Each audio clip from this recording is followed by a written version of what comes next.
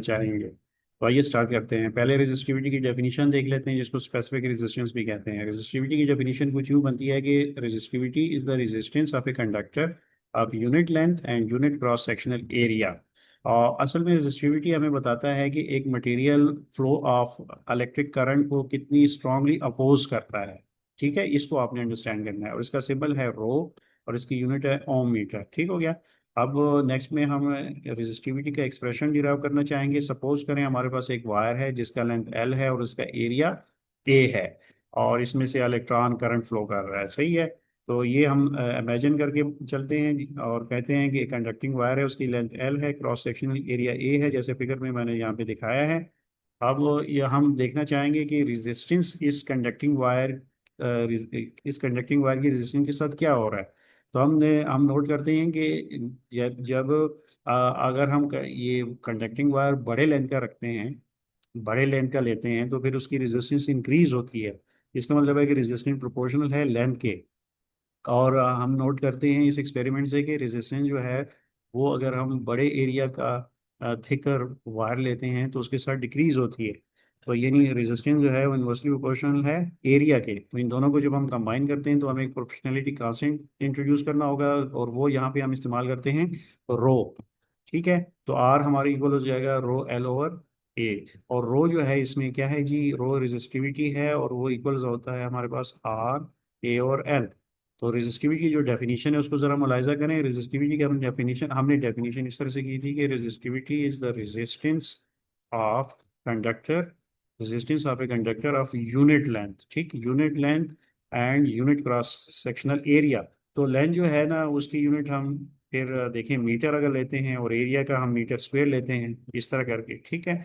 और यहाँ पे ओम ओम जो है वो हम आर की रेजिस्टेंस लेते हैं, तो एक मीटर से कैंसिल आउट हो जाएगा, ओम मीटर रह जाएगा। तो यही तो हमारे पास यूनिट है, ऐसा यूनिट जो मैंने शुरू में आपको बताई थी, ओम मीटर। ठीक। तो इस तरह से हमारे पास ये एक यूनिट आ जाती है। अब हम चलेंगे नेक्स्ट स्लाइड पर। नेक्स्ट स्लाइड पे हम स्टडी करने वाले हैं temperature coefficient of a resistance alpha. तो resistance alpha, coefficient of resistance alpha हम स्टडी करना चाहेंगे। पहले इसकी डेफिनेशन देख लेते हैं। Temperature coefficient of resistance alpha is the fractional change in resistance per unit change in temperature. ठीक। तो फ्रैक्शनल चेंज इन रेजिस्टेंस जो हमारे पास आता है पर यूनिट चेंज इन टेम्परेचर की वजह से ही हमारा temperature coefficient of resistance alpha कहलाता है। ठीक है। अच्छा, असल में ये हमें बताता क्या है, ये हमें बताता है कि how much the resistance of a material changes when temperature changes by 1 kelvin या 1 डिग्री की। ठीक हो गया। मैथमेटिकली हम इसको इस तरह लिख सकते हैं कि अगर एक एक वायर है और उसका हम रेजिस्टेंस देखना चाहें टेम्परेचर T0 पे, तो वो हमारे पास आर नॉट है। और जब हम टेम्परेचर उसका इंक्रीज कर दें तो उसकी रेजिस्टेंस को हम आर टी सपोज कर लेते हैं। तो ऐसी सूरत में आर टी का एक्सप्रेशन हमारे पास बनता है R T equals R not into 1 + alpha into T minus T naught. इसमें अल्फा जो है यही तो है टेम्परेचर कोफिशिएंट ऑफ रेजिस्टेंस। इसको हम अल्फा की फॉर्म में यू लिखेंगे, alpha equals R T minus R not और R not into T minus T not. ठीक है। अब इसको एक्सप्लेन कैसे करें, तो देखिए जी, एक्सप्लेनेशन भी इसकी कुछ यूँ बनती है कि व्हेन टेम्परेचर इंक्रीजेज, जब हम टेम्परेचर इंक्रीज करते हैं, atoms of the conductor vibrate more strongly. तो कंडक्टर के जो अंदर जो एटम्स हैं वो मोर स्ट्रांगली वाइब्रेट करते हैं। इससे क्या होता है, free electrons collide more frequently with these vibrating atoms. तो फ्री इलेक्ट्रॉन जो है वो मोर फ्रीक्वेंटली कोलाइड करना शुरू कर देते हैं वाइब्रेटिंग एटम्स के साथ, जिसकी वजह से क्या होता है, रेजिस्टेंस ऑफ द मेटल्स जो है वो इंक्रीज होना शुरू हो जाता है। ठीक है। इसलिए हम कहते हैं कि most metals have positive alpha. ठीक।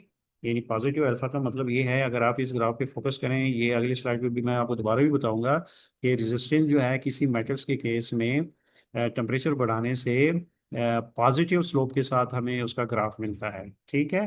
पॉजिटिव, इसलिए यहाँ पे पॉजिटिव वर्ड आपको नजर आ रहा है। ठीक। और अगर आप यही केस सेमीकंडक्टर के केस में लेते हैं तो आपके पास नेगेटिव स्लोप के साथ कर्व मिल रहा होता है। यानी इसके फिर इसका मतलब ये हुआ कि इसका अल्फा जो है वो नेगेटिव होगा। ठीक है। इसका नेगेटिव और इसका पॉजिटिव। इसको एक बार फिर देख लेते हैं अगली स्लाइड पर। तो अगली स्लाइड पे चलते हैं।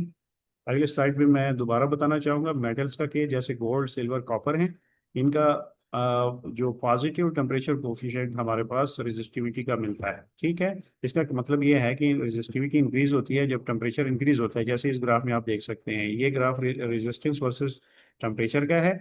और हमारे पास एक तरह से शुरू में अगर इसको मैं थोड़ा सा ज्यादा बारीकी से देखूं तो ये शुरू में स्ट्रेट लाइन होता है और फिर यूं करके ऊपर चला जाता है। ठीक। तो ये होता है जी, यहाँ से फिर मुझे पता चलता है इसका स्लोप तो पॉजिटिव है। तो इसलिए मैं इसको कहता हूँ कि ये पॉजिटिव अल्फा है इसका। लेकिन अगर यही केस मैं सेमीकंडक्टर के केस में देखूं तो देखो ये ऊपर से नीचे हमारे पास आ रहा है। जैसे टेम्परेचर इंक्रीज होता है इसका रेजिस्टेंस कम होता जाता है, कम होता जाता है। ठीक है। तो इस केस में मेरे पास नेगेटिव स्लोप है, तो इसका फिर मतलब कि नेगेटिव अल्फा होता है सेमीकंडक्टर के केस में। तो ये दो पॉइंट्स बहुत ज़्यादा इंपॉर्टेंट है, ये आपने याद रखनी है। ठीक है। तो सेमीकंडक्टर के केस में सिलिकॉन जर्मेनियम है, they have negative temperature coefficient of resistivity आता है। इसका मतलब है कि रेजिस्टिविटी डिक्रीज होती है जब टेम्परेचर